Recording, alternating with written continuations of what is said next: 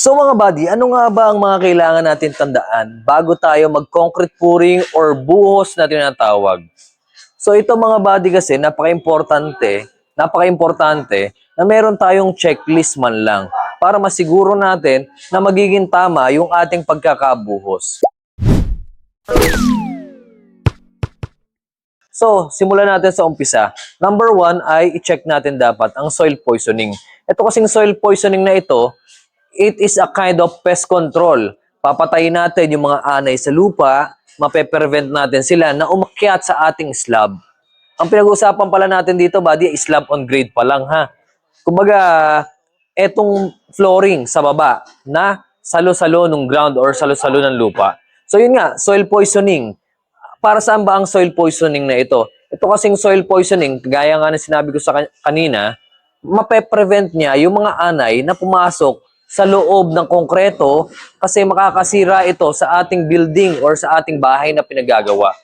Yung mga anay kasi kakainin niya yung mga woods, kakainin niya yung mga cabinets nyo. Ang next mo namang dapat i-check mga buddy ay yung gravel bedding. Ito yung mga graba na nasa ibabaw ng lupa. So ito kasi mga graba na ito mga buddy, nakakatulong ito para ma-distribute yung load doon sa ground floor or doon sa mismong slab nyo. Ito kasing graba ay isang permeable materials. Ibig sabihin, hindi nag-a-absorb. So ibig sabihin, hindi siya sumisipsip ng tubig, mga buddy. Para ma-prevent niya yung tubig na umakyat doon sa ibabaw ng slab. So ang main purpose kasi ng gravel mga buddy ay yung ma-separate yung mismong ground floor doon sa soil. Kasi nga, hindi pwede na yung mismong slab mo ay nakababad sa soil. Kasi paano na lang kapag nabasa yung lupa, ibig sabihin, basa rin yung basa rin yung slab mo, which may cause cracks.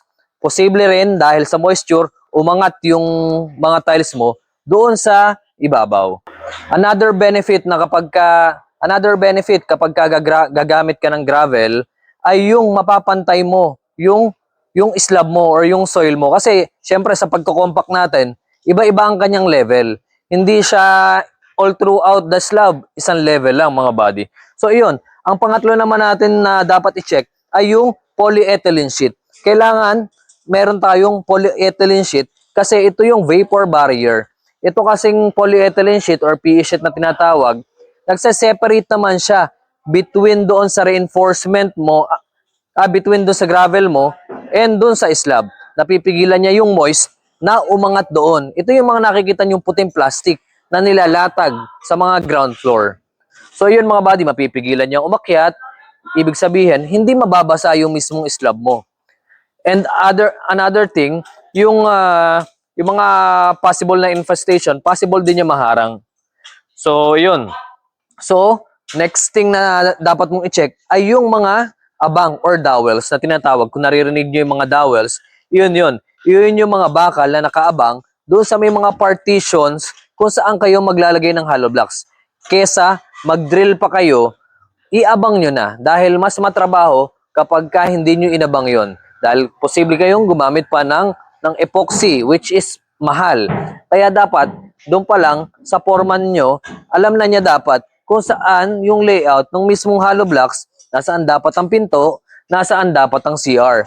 So yun mga buddy yung mga kailangan para magkaroon kayo ng mas matipid na pagpapagawa ng inyong mga bahay. Next thing naman is yung mga tie wires.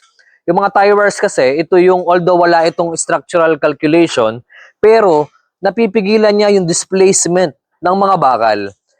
Kumbaga, itatali mo lang kasi yung mga bakal at kapag binuhusan yon, hindi nagagalaw yung mga bakal. Kapag walang tie wire, of course, gagalaw lang yung mga bakal mo upon pouring or upon buhos. So yun mga buddy, importante rin na makita mo na may tie wire at hindi pagalaw-galaw yung mga reinforcement mo. So yun. Another thing na dapat mong i-check mga buddy ay yung mga reinforcement. Tama ba yung reinforcement? Nakalagay ba sa plano? Grade 60, grade 40. Or nakalagay ba sa plano? 10 mm or 12 mm. Ano ba yung nilagay ng contractor mo? Ano ba yung nilagay ni foreman? Nasa plano dapat yan, buddy, nasa structural plan. So yun, napaka-importante niyan. Especially yung spacing. Kung ano dinesign ni engineer na spacing para sa slab on grade mo, kailangan susundin yun ni foreman or ng iyong contractor. Mahirap kasi na magtipid si contractor. Baguhin niya yung spacing. Instead na 30 ang spacing, gagawin niya 60. So, hindi advisable yung mga ganon kasi nakalculate na yan ng engineer kung ano dapat yung magiging spacing. So, yun mga buddy. Ano pa? So, next thing na dapat yung i-check mga buddy ay yung mga plumbing lines. Ngayon, ano ba inclusion sa mga plumbing lines? Dito nakapaloob yung water line or yung daanan ng tubig na pang-inom or panghugas ng pinggan, storm drainage line, or yung mga galing tubig ulan na dapat ma-check kung ito ba ay naka-properly sealed na. Kasi kung lalo na kung yung loob ng downspout nyo or yung nasa loob ng bahay, yung mismong downspout nyo, mahirap i-repair yon kung hindi mo na-check kung iyong ba ay naka-sealed yung dugtungan. Kailangan may sealant yung dugtungan para masigurado na walang leakage na mangyayari. And nakapaloob din dito yung sewer or yung daanan ng mga dumi. Kumbaga, yung drainage, nandoon din yung mismong floor drain, nandoon din mga buddy. I-check nyo yan, i-check nyo yung flow test, i-check nyo yung flow test, mag-water leak test. Yan yung mga nakapaloob doon sa may mga plumbing lines mga buddy. So, ang next thing na dapat nating i-check ay yung elevation. Ngayon, yung sa flooring mo ba, tama na ba yung ginawa ni foreman or ng contractor mo? Yung sala mo ba versus doon sa CR, same level ba? Which is normally dapat magka iba ang level niyan para yung tubig na nanggagaling doon sa CR pagka-shower hindi lalabas papunta doon sa sala or sa kitchen.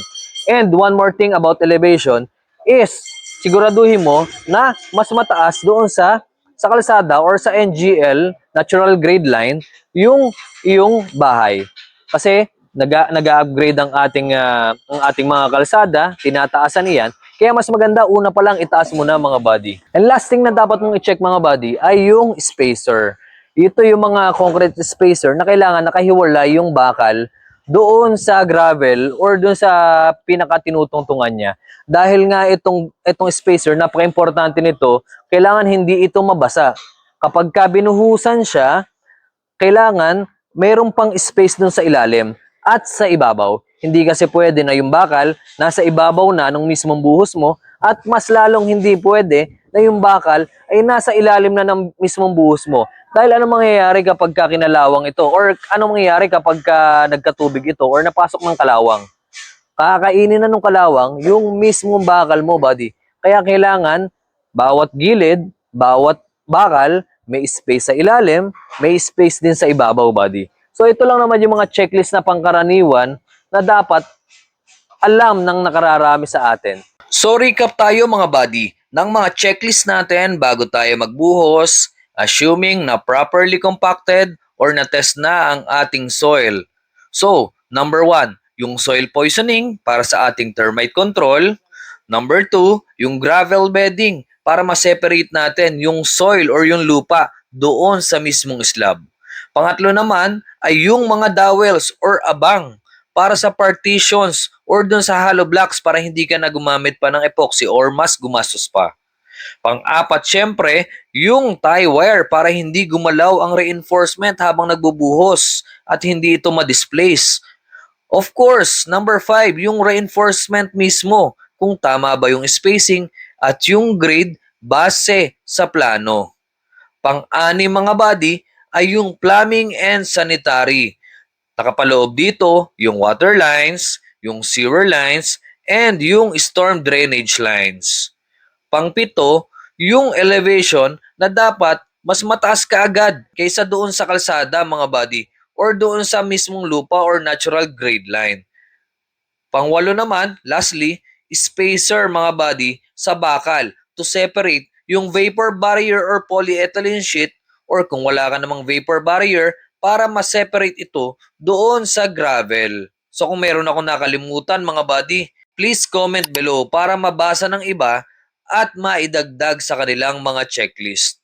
At kung nagustuhan mo ang video na ito, Kindly subscribe to my YouTube channel and sa iba pang mga social media platforms. And this is Yuri, your builder buddy.